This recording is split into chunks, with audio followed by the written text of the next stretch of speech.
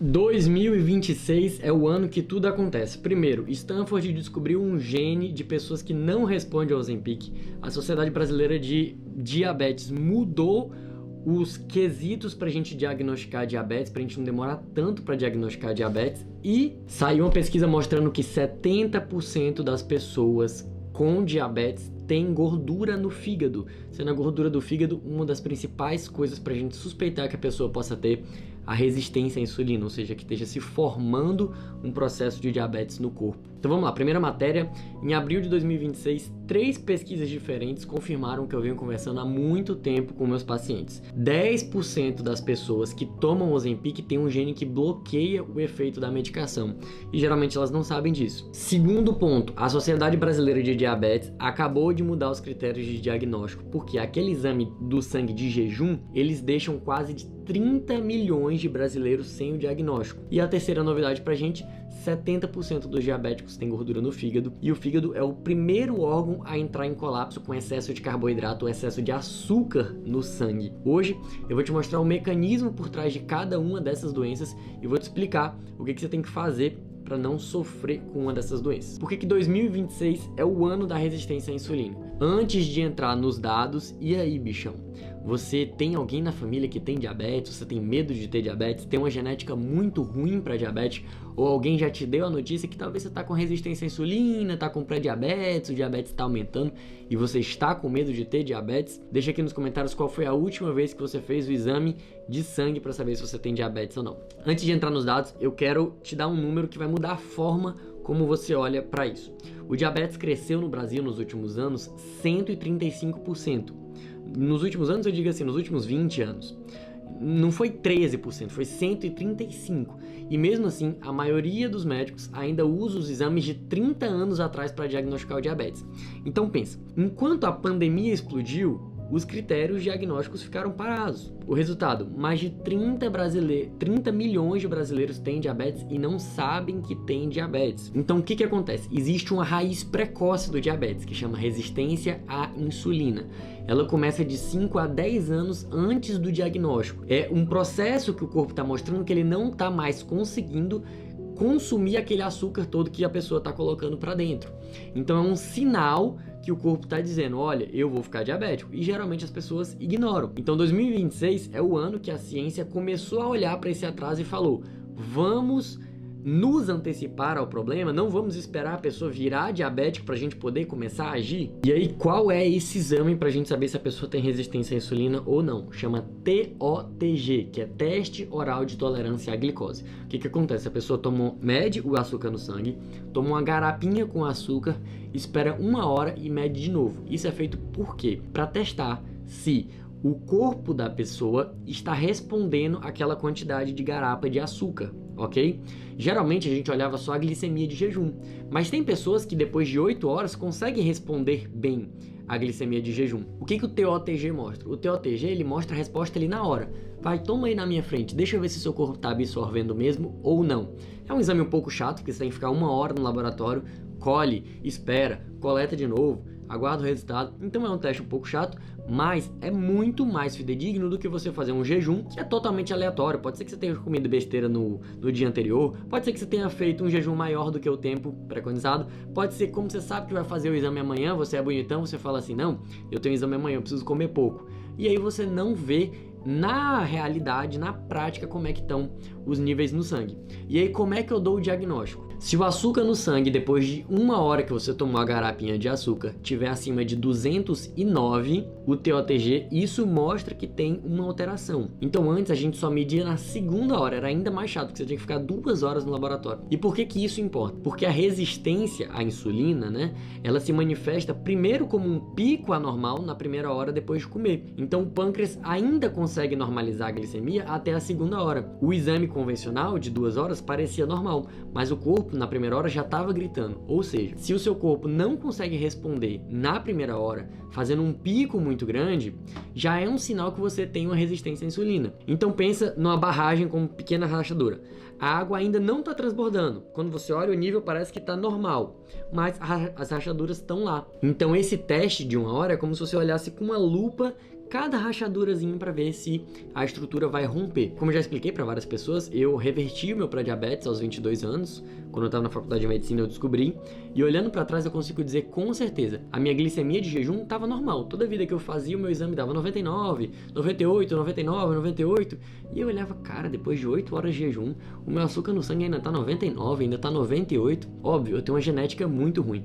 Meu avô amputou a perna, a minha avó tem um diabetes avançadíssimo, que a gente está reduzindo agora as medicações, e a minha mãe, quando eu descobri, estava pré-diabética. Então, assim, eu tenho tudo para ser diabético se eu não me cuidar desde agora. E o que você faz com isso? O que eu indico?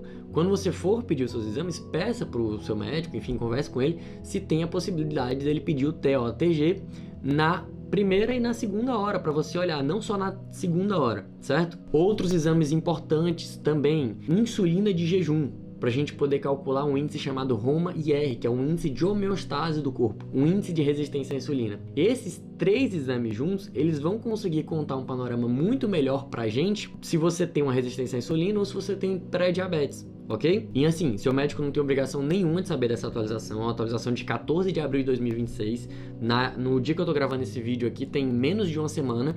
Então, é importante o paciente conversar com o médico para o melhor tratamento do paciente, certo? Isso vai virar um padrão, as pessoas vão discutir sobre isso, vai ser mais difundido, mas é uma novidade super quente agora. Outro dado que eu tinha te falado no começo do vídeo, 70% dos brasileiros que têm diabetes tipo 2 têm gordura no fígado. 70% não é coincidência, é um mecanismo. Por quê?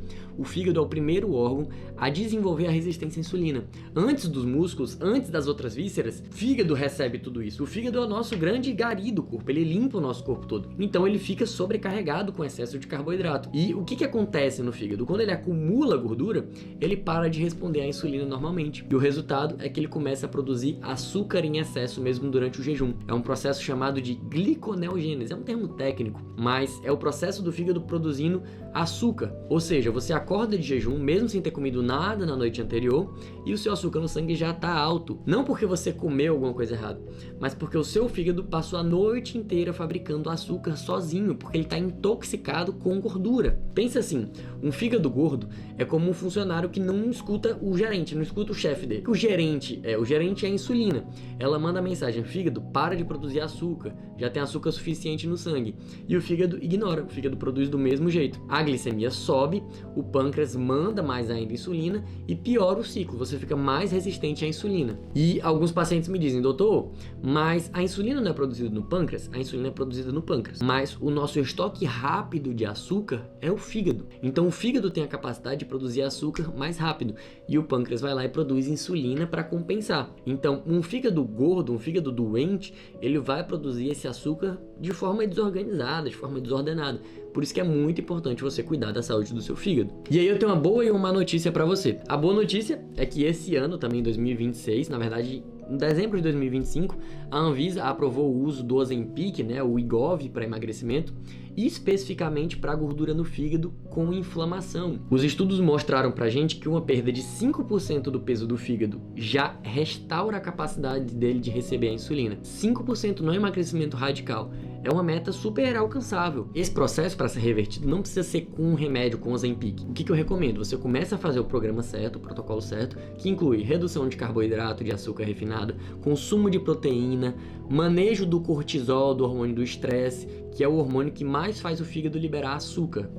Então, se você tem um açúcar no sangue alto já pela manhã e não sabe o porquê, é muito importante você investigar fazendo uma ultrassonografia do seu fígado. É um exame simples, barato, que pode explicar por que seu açúcar está aumentando sem nenhuma razão aparente. E aí, uma ferramenta que pode ser usada, dependendo do caso, seria o Ozempic, como um ajudante naquele processo para poder secar esse açúcar do fígado, diminuir o peso do fígado, restaurando a sensibilidade do fígado à insulina. E aí a notícia que você estava esperando, cerca de 10% das pessoas, um estudo publicado na Universidade de Stanford, mostrou que tem resistência à ação das canetas emagrecedoras, o Mounjaro e o Ozempic. O estudo foi feito com o Ozempic mesmo, mas a resistência é ao gene do GLP-1, que é uma das substâncias que tem dentro do Mounjaro e que tem dentro do Ozempic. Esse esse gene no corpo chamado de PAM, P-A-M, ele é o gene que regula a aceitação do GLP-1.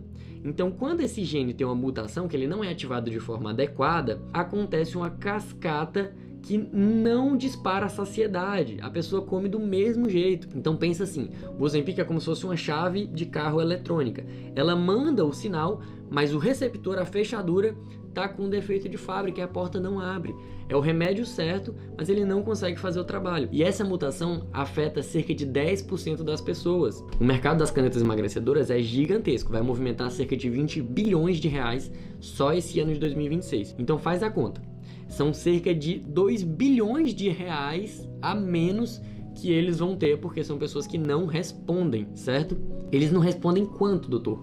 Cerca de 44% a menos de resposta do que uma pessoa comum. O que eu tô querendo dizer? Cerca de 10% da população tem uma resposta, 50%, vamos arredondar, né? 44 para 50. 50% abaixo do que uma pessoa sem alteração no gene. Ou seja, a medicação tem um efeito muito, muito menor. São pessoas que precisam progredir dose e mesmo progredindo dose não vão ter o mesmo efeito de quem com uma dose baixa já tem um resultado extraordinário. Mas é importante dizer o que nenhuma matéria conta, o que nenhuma manchete explica.